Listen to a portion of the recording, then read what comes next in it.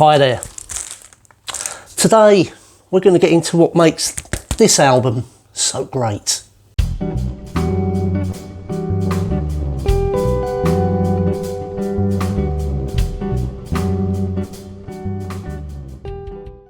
Hello and welcome back to my channel, or welcome if this is your first time, and if it is your first time, don't forget to hit like, subscribe and tap the notification bell. It really does help the channel grow. Today we're talking about an album that often gets overlooked when people list the greatest records of the post-punk and synth-pop era. It's elegant, it's moody, it's futuristic, and it was years ahead of its time. I'm talking about Quiet Life, the 1979 album by Japan. So, what makes Quiet Life so great?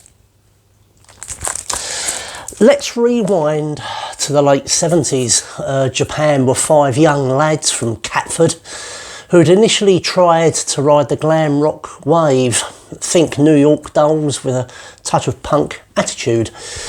Their first 2 albums, Adolescent Sex and Obscure Alternatives, didn't exactly set the world on fire, but Quiet Life marked a turning point, and not just for them.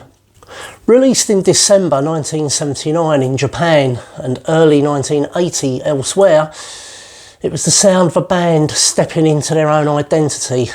Out went the sleazy rock stylings, in came icy synthesizers, romantic melancholy, and David Sylvian's crooning baritone. This wasn't just an evolution, it was transformation. Quiet Life is often cited as a key precursor to the new romantic movement. Over the past few weeks, the pop music scene and the fashion scene have been influenced by a new youth cult, the New Romantics or the Blitz Kids.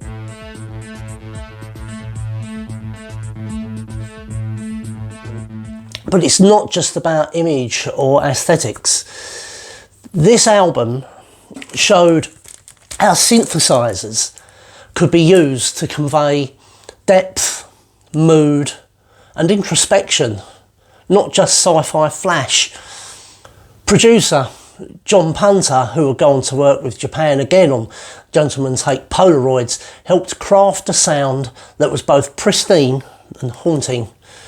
The influence of Roxy Music is all over this record.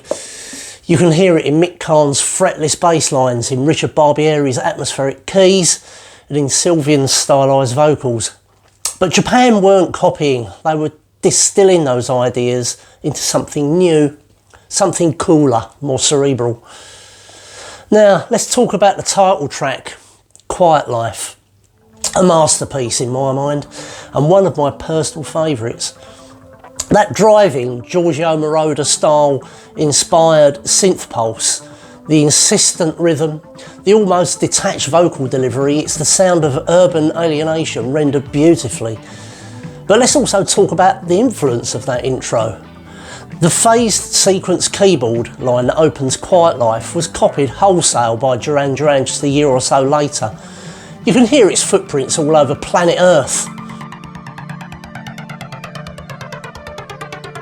And Careless Memories.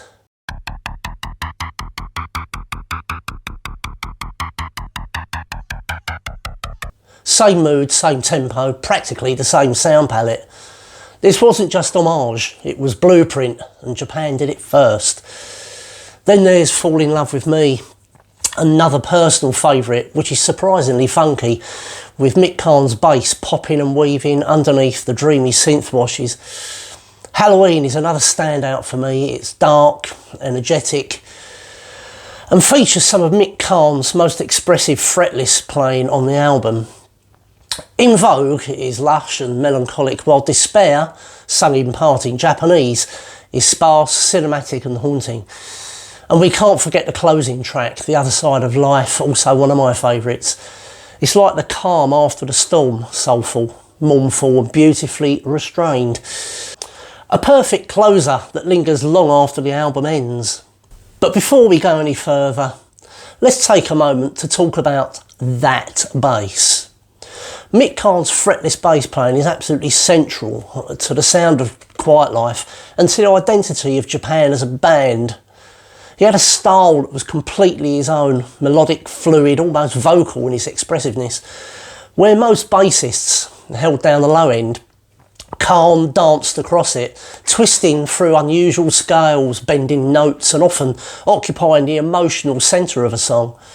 On tracks like Alien and Halloween, the bass doesn't just support the arrangement, it defines it. His tone is slippery, percussive, full of nuance. It's as if he was painting with the bass, not just playing it. It's no exaggeration to say that there was no one else in the post-punk or new wave scene who sounded like him. Even now, decades later, his playing remains utterly distinctive. You could argue that Mick Karn paved the way for players like Pino Palladino. Pino became known for his smooth fretless work in the early 80s, especially with Paul Young, but if you listen closely, there's a clear line back to Mick Karn. The fluid phrasing, the melodic sensibility, the willingness to let the bass sing.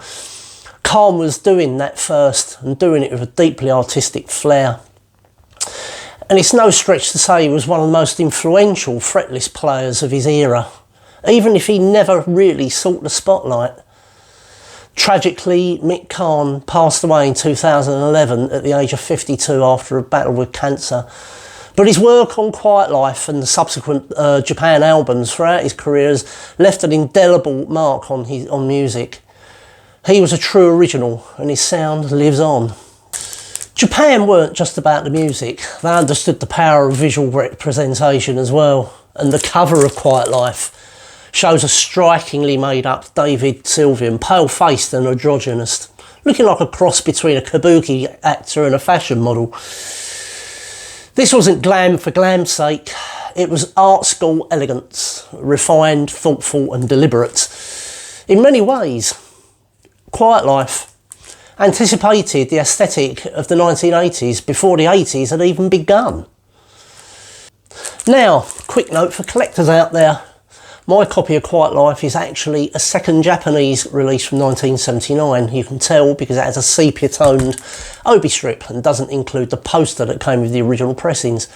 The first Japanese pressings had a full colour obi and did come with a poster. Both versions, however, use the same metalwork, so the audio is exactly the same. It's always worth looking closely at the details of these releases. Japan's albums were beautifully packaged and those little differences matter. So, how influential was Quiet Life?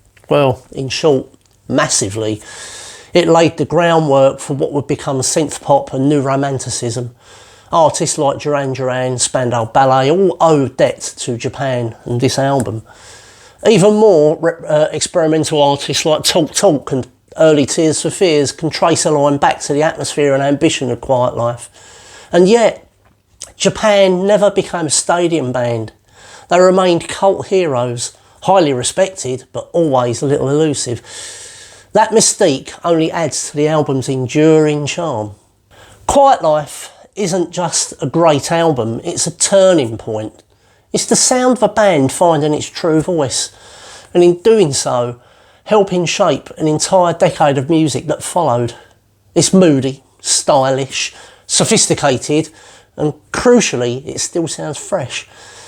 So if you've never spent time with this record, do yourself a favour. Put it on, sit with it, let it wash over you. You might find it speaks to you more now than it ever did. Thanks for watching. If you enjoyed this video, give it a like and leave a comment below. What's your favourite track on Quiet Life, and do you think Japan deserve more recognition? And don't forget to subscribe and tap that notification bell so you don't miss the next episode of what makes this album so great. Until next time, cheers.